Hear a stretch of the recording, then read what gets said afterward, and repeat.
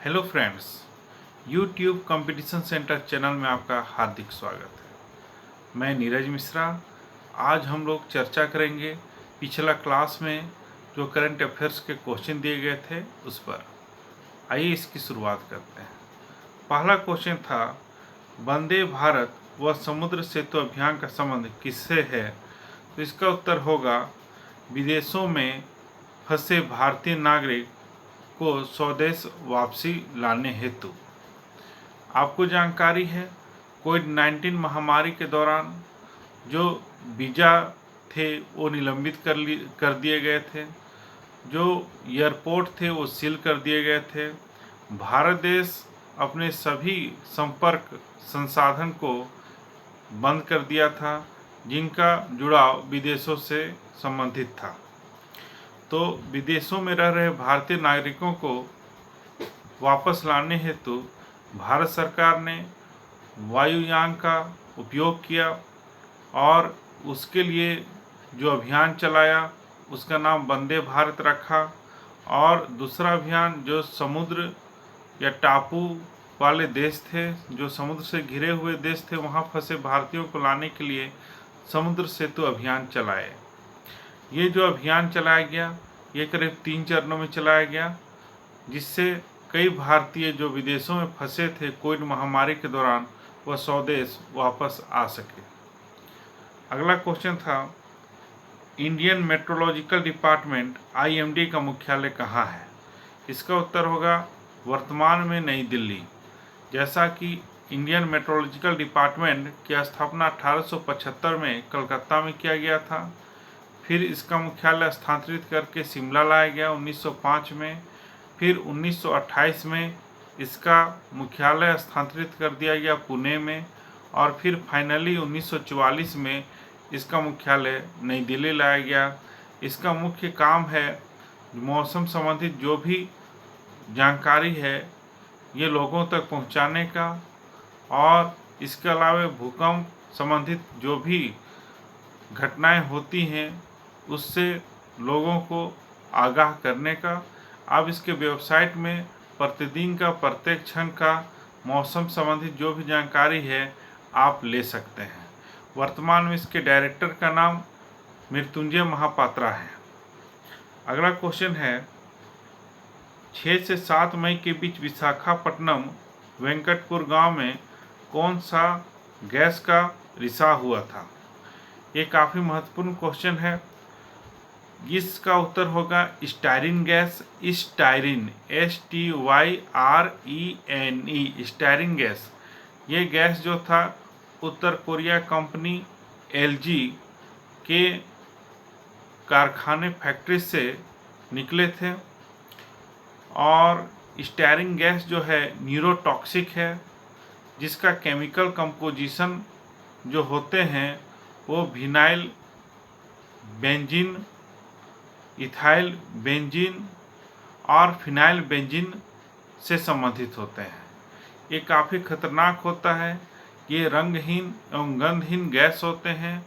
अगर ये फेफड़ा में चला जाए ज़्यादा मात्रा में तो 10 मिनट के अंदर व्यक्ति का मृत्यु हो जाती है। इस गैस के रिसाव के कारण करीब 11 भारतीयों की मृत्यु हुई और करीब 1000 लोग प्रभावित हुए।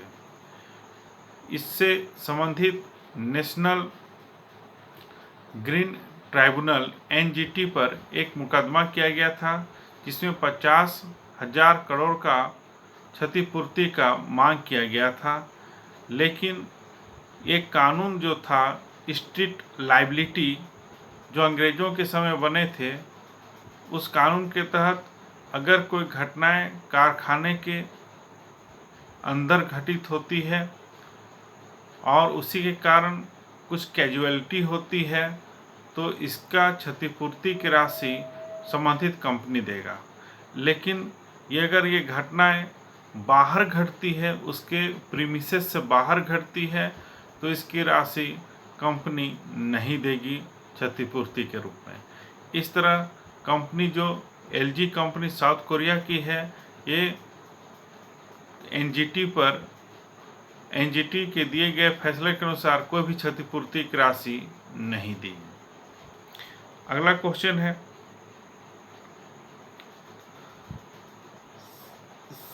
इजराइल के प्रधानमंत्री बेंजामिन नेतन्याहू का पार्टी का नाम क्या नाम है? बेंजामिन नेतन्याहू का पार्टी का नाम लाइकुड है और ये 2009 से प्रधानमंत्री के पद पर बने हुए हैं। आपको इजराइल से काफ़ी क्वेश्चन भी पूछे जाते हैं, यह आपका होमवर्क है। इजराइल की राजधानी का नाम, उसका खुफिया एजेंसी का नाम और इजराइल से लगा हुआ कौन सा सीमा है जो कि विवादित है। अगला क्वेश्चन है, सिप्री का फुल फॉर्म क्या है? ये स्वीडिश की एक संस्था है। सिप्री SIPRI, एस से हुआ स्टॉकहोम और I से हुआ इंटरनेशनल, P से हुआ पीस, R से हुआ रिसर्च और I से हुआ इंस्टीट्यूशन। यह एक इंटरनेशनल एजेंसी है जिसका मूल उद्देश्य जो भी आपस में मतभेद होते हैं देशों के बीच में, उससे संबंधित जांच सामग्री जुटाना, जो देश अधिक आयात करते हैं हथियारों के, निर्यात करते हैं, उनसे संबंधित जो भी तथ्य होते हैं, जो भी डाटा होते हैं, उसे जुटाना और पब्लिश करना। ये जो संस्था है सिप्री, ये 1966 से कार्य कर रही है। इसकी स्थापना 6 मई 1966 को हुआ था। अगला क्वेश्चन है, वर्ल्ड हैप्पीनेस इंडेक्स किस संस्था के द्वारा जारी किया जाता है? देखिए, वर्ल्ड हैप्पीनेस इंडेक्स जो है यूनाइटेड नेशन के द्वारा जारी किया जाता है। ये जारी करने वाली जो संस्था होती है उस संस्था का नाम है सस्टेनेबल डेवलपमेंट सॉल्यूशंस नेटवर्क। फिर से सुन ले, सस्टेनेबल डेवलपमेंट सॉल्यूशंस नेटवर्क। इसने 2020 की डाटा जारी की। जो हैप्पीनेस इंडेक्स है ये कार्य कर रही है 2012 से, तो इस तरह 2020 का जो डाटा इनके द्वारा जारी किया गया है ये 8वां डाटा था। हैप्पीनेस इंडेक्स मुख्य रूप से बताती है जो देश के नागरिक हैं उनके नागरिक किस तरह से खुशहाल हैं अपने देश से, और इसी से संबंधित डाटा वो जुटाते हैं। इसके लिए 6 पैरामीटर्स का प्रयोग किया जाता है, जैसे GDP, पुअर्टी, एजुकेशन, हेल्थ, इसके अलावे अब्सेंस ऑफ करप्शन इत्यादि। इसमें जो डाटा है भारत का निराशाजनक है।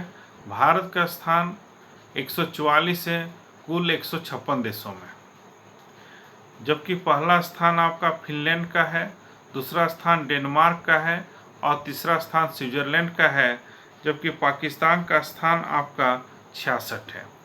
इस तरह आप समझ सकते हैं कि भारत देश के नागरिक अपने देश से आप या अपने समाज से कितने खुशहाल हैं। अगला क्वेश्चन है, प्रधानमंत्री गरीब कल्याण योजना पैकेज में मनरेगा के लिए कितनी राशि निर्गत की गई है? इसका उत्तर होगा 5.97 करोड़।